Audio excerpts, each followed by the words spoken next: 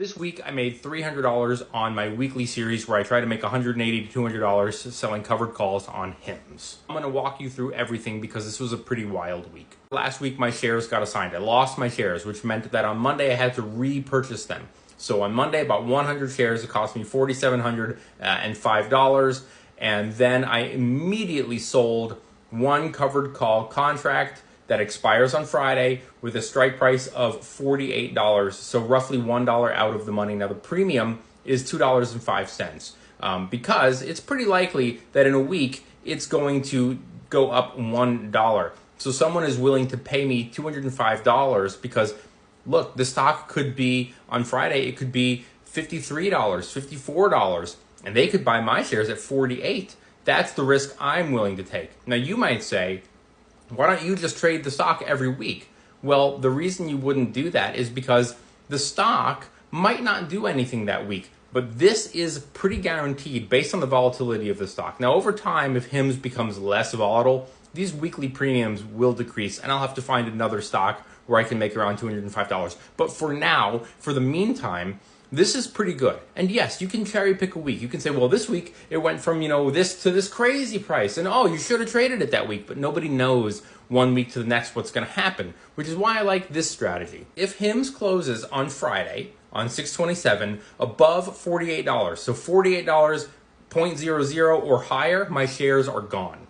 But I still get to keep the $205. However, if it closes at $47.99 or below, I get to keep my shares and I still get to keep the $205. Now, because I go $1 out, I'm going to still make some money on the stock price, right? Because even if the stock closes at 52, 53, 55, I'm selling at 48, which is a roughly $1 difference. So I'm going to make $95 in profit if my shares are assigned, and I'm going to make the $205. This is a pretty wild week, right? It closed at $65 last week, opens, and it just tanks. Now, I happen to buy it here around $47.05, and yes, it ends up going a lot lower. But that's actually okay for me because right after I purchased the stock, I sold a covered call at 48, which meant that, look at this, in the 40s for a couple days, it meant that at least early on in the week, I was thinking, I'm going to keep my shares. There's no way this stock is going to get back above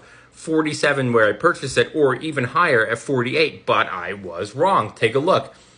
Later on in the week, this is Thursday, so yesterday the stock was $47. It's looking like I could lose my shares. Now today, it ends up early on in the morning hitting around $51 before pulling back and closing at $49.41. So if I hadn't sold the covered call and I was just trading the stock in at $47.05, out at $49.41, that is a $2.36 gain or a $236 profit if I had purchased 100 shares. Well, with my method, not only did I make the $205 in premium, but I made the $95 because my shares were indeed assigned. I made $300. So I actually made out a little bit better this week.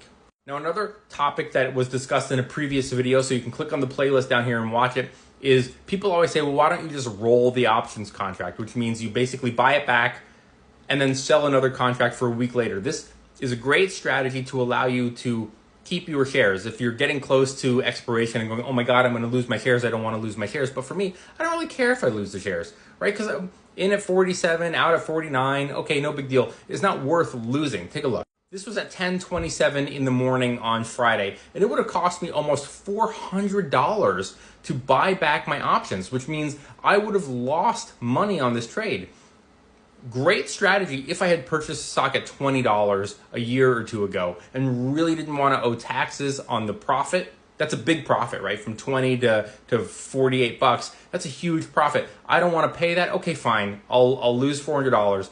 Also, I might not want to lose those shares that I purchased at such a low price years ago. All right, fine. I'll lose $400 and I'll buy back the contract and then I'll extend it. I'll roll it over into another contract or just buy back the contract. And maybe you go, you know what? This strategy isn't for me. I don't want to roll it into next week. I would just like to close the contract early, keep my shares and lose a little bit of money. But again, I'm in at 47. I'm out at 48. It's going to open on Monday at around $49 unless something crazy again happens over the weekend, and I'll just buy it back on Monday and do the same thing again. This whole strategy is for me to make money. Now, I already own several hundred shares of HIMS that I'm not selling. Those are my long-term investments. This is my short-term strategy to just make a little bit extra money. So make sure you smash that follow and follow along on the series, because every Monday I'm going to make a video updating you. This is what I did. This is what I bought. If I had to repurchase the shares, or if I get to keep my shares, this is the contract that I'm selling for this week. And then on Friday or Saturday, usually I will update with, okay, this is what ended up happening, which is what this video was. All right, thanks for watching. See you later.